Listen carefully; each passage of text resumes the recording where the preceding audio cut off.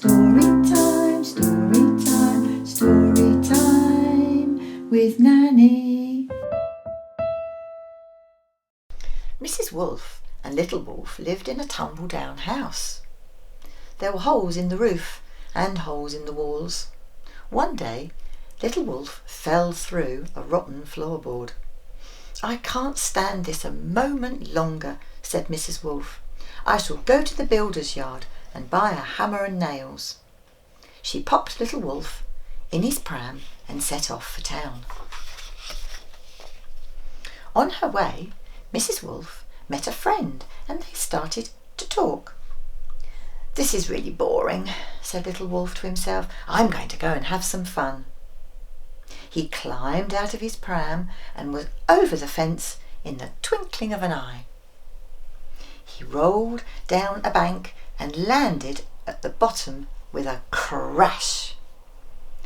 "Go and see what has landed in the cucumber frame, my dearest," said Mr. Porker to his wife.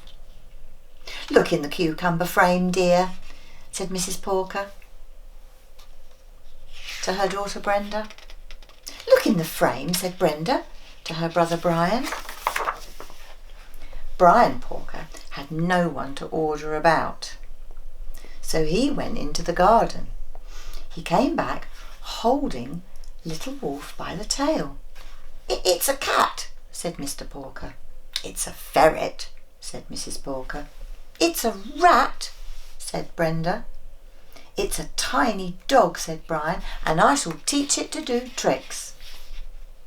They went out on the lawn. "Jump through the hoop," said Brian.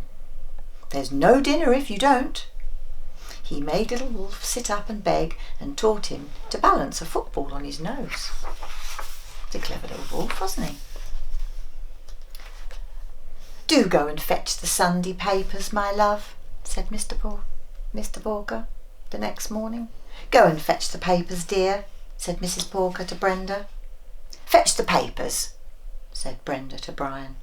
"Fetch," said Brian to Little Wolf. Little Wolf ran all the way down to the paper shop. Then he ran all the way back, carrying the papers in his mouth. The Porkers snatched them and they lazed around till lunchtime. "This house is a shocking state," said Mr. Porker. "Clean it up, will you, my sweet?" "Clean up the house, dear," said Mrs. Porker to Brenda.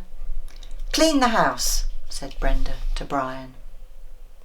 "Clean it," said Brian to Little Wolf. So Little Wolf dusted and hoovered and did the washing up, and the Porkers just went upstairs and had a nap. Poor Little Wolf, look, he's doing all the work there, all the washing up and all the hoovering. Poor Little Wolf, that's not kind, is it? Little Wolf began to grow. Soon his jumpsuit wouldn't stretch anymore, so he had to wear one of Brian's sailor suits. "The fence needs painting," said Mr. Porker. "Will you see to it, Honey Pie?" "Go and paint the fence, dear," said Mrs. Porker to Brenda. "Paint the fence," said Brenda to Brian. "Paint it," said Brian to Little Wolf. So Little Wolf took a brush and a pot of paint and painted the fence a beautiful shade of blue. The Porker sat under the trees and just watched. And there's Little Wolf, look, painting the fence blue. Nanny's favourite colour. Go with Nanny's blue house, wouldn't it? Before long, Little Wolf grew out of Brian's sailor suit. He had to wear one of Brenda's frocks. Dear, the garden looks like a jungle, said Mr. Porker. "Tidy it up, won't you, my little blossom?" "Tidy up the garden, dear," said Mrs. Porker to Brenda. "Tidy up the garden," said Brenda to Brian. "Tidy it up," said Brian to Little Wolf. So Little Wolf mowed the lawn and dug the flower beds and planted some new trees. The Porkers strolled about and sniffed the roses. Didn't help him, did they? Little Wolf was growing sideways as well as up. Soon Brenda's frock was too short and too tight, and he had to wear one of Mrs. Porker's old ball gowns. The weather got hotter and hotter. "Phew! Please go outside and dig a swimming pool, my pet," said Mr. Porker.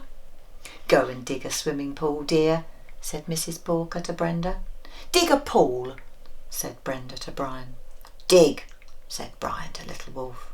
So Little Wolf took a spade and he dug a deep hole in the garden, and then he tiled it, and then he filled it with water. The Porkers put on their swimming costumes and jumped in. Poor Little Wolf there, look, he's so tired. He's not having a nice swim, is he? Soon Little Wolf was too big for even Mrs. Porker's ball gown. He had to wear one of Mr. Porker's boiler suits. One day Brian made Little Wolf show the Porkers a new trick. The dog is getting very big, said Mrs. Porker. We need a larger house. Could you go and build one, my poppet? Build a new house, dear, said Mrs. Porker to Brenda. Build a house, said Brenda to Brian. Start building, said Brian to Little Wolf. So Little Wolf went to the builder's yard and he bought some bricks and tiles and timber. He built the Porkers a fine new house. He hammered so hard that the buttons popped off his boiler suit. Be careful up there on the roof, look. Then Little Wolf cooked bean stew for the Porkers in their new kitchen. Mr. Porker dropped his spoon on the floor. There it is down there, look. Pick up my spoon, will you, sweetheart? Said Mr. Porker. Pick up your father's spoon, dear, said Mrs. Porker to Brenda. Pick up Dad's spoon, said Brenda to Brian. Pick it up, said Brian to Little Wolf. And at last, Little Wolf lost his temper. He took a deep breath and he roared, "No, I won't!" He was so angry that he burst right out of his boiler suit. "Help!" cried the Porkers as Little Wolf chased them down the garden path. When he reached the gate, Little Wolf stopped. He threw back his head and he howled and he cried. "Mum!" howled Little Wolf. "I want my mum!" Miles away in her tumble-down house, Mrs. Wolf pricked up her ears. She ran all the way to the Porkers' front gate. "My baby!" she cried. "How you've grown!"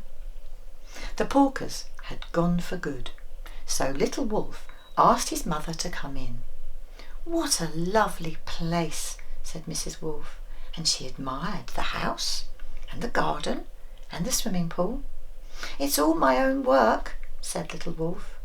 Then they sat down together in their new home and finished up the bacon stew. So there. That's a nice story, isn't it? Because the Porkers weren't being very nice to Little Wolf, were they? And he made all the effort to build the house and paint the fence, make the swimming pool.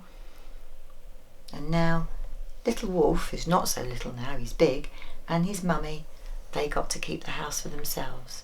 And I'm sure that they must have lived happily ever after, and Little Wolf would have looked after his mummy, wouldn't he?